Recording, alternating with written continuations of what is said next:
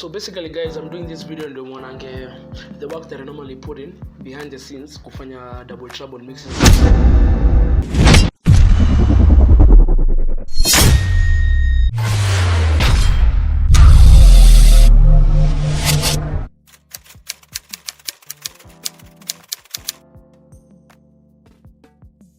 Double trouble mixes I do mixes every month just to share beautiful music out there and putting content out there for the people, especially you're driving, you can listen to something in your car.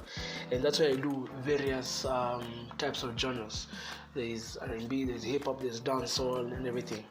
So yeah, we're going to be showing you what happens behind the scenes and the kind of work that we put in to deliver the mixes.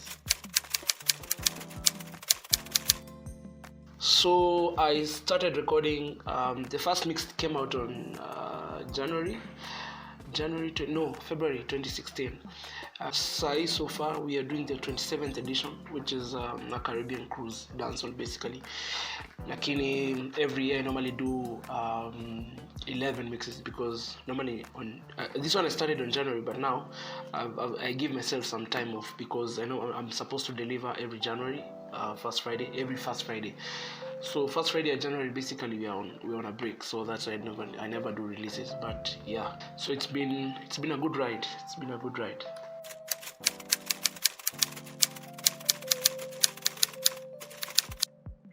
Yeah, so step by step I'm going to take you through the delivery. So I basically establish the name of the mix and the genre that I want to do. I have a timetable, mixes that I normally do every beginning of the year. And the timetable basically it's just a timetable that guides me through the genres that I'm supposed to play, because usipokuwa na plan if you don't have a plan basically utarudia a lot of music. So I normally do my playlists, my timetable for the playlists on January, beginning of the every year. Najua January, February, March, April, May mpaka December nitakuwa na deliver mix. It's a genre step gani every month. So after that, when a month, 2 weeks before the mix is released, I come up with the name of the mix depending on the genre of the mix that I'm going to deliver. And yeah, when every last Monday of the month, that's when I actually sit down and now I start doing the playlist for the mixes. So I take like 2-3 hours to deliver the playlist. I have my laptop over here, I have my hard drives. For me to deliver quality videos, I have to use my monitor to monitor the videos.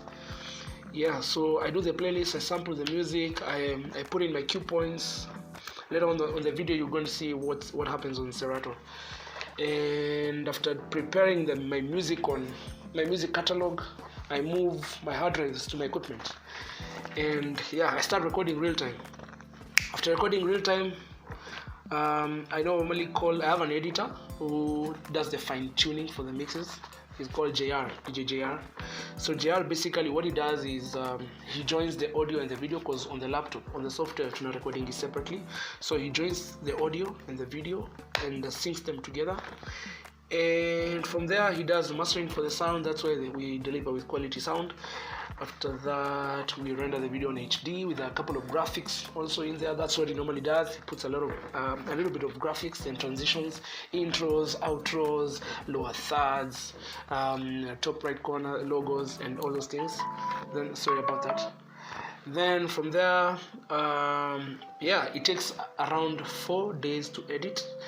And then on Thursday night, I collect the mix from him, upload it on the website. It takes a couple of hours to upload. When you get to your office or when you check your phone on Friday morning, the mix has already been uploaded.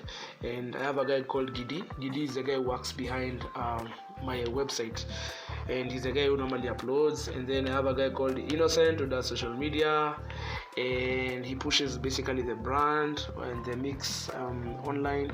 So and then I forgot to mention that every last week of the month as well, we normally put out a poster, and I have a guy called Stone who does that as well. He designs the poster depending on the genre of the mix, and yeah, so we start pushing online just to create the hype around it. And yeah, that's how you get the mix online on Friday. So the mix is on www.djjohnfalme.com.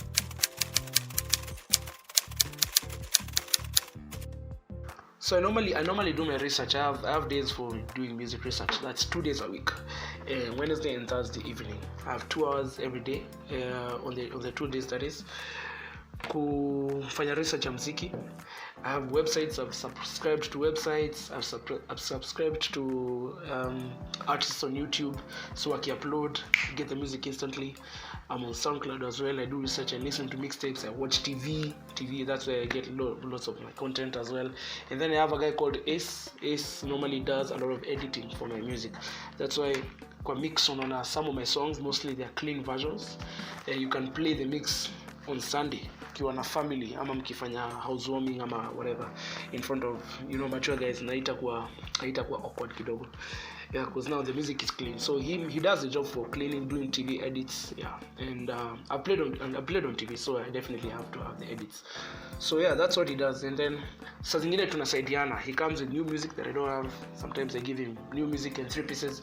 By 3 pieces namaanisha audio, instrumental and a cappella. So we do 3 versions of the video. Sometimes we do with intros, outros. We remove the skits in the middle. So it's quite something.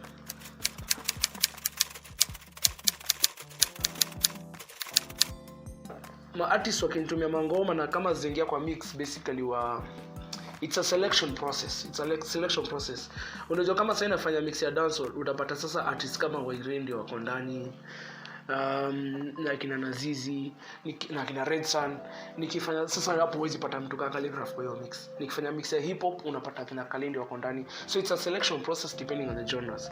Na kuna artists wengine they have very good music lakini hawajaingia kwa hizo mixtapes. Basically maybe I have not captured their genres. Kama there are some artists who do, like Kenya has a lot of artists who wanafanya new soul. So I haven't done a new soul mixtape. So that's why some of the artists are captured. But now when I play on TV, some of these songs I normally play them on TV and radio. So there are very many ways of how I spread music apart from just doing mixes. Yeah.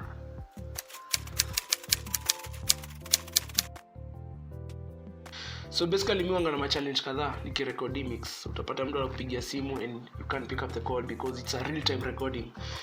Sometimes when the power goes off I have to repeat again. So we have power issues sometimes.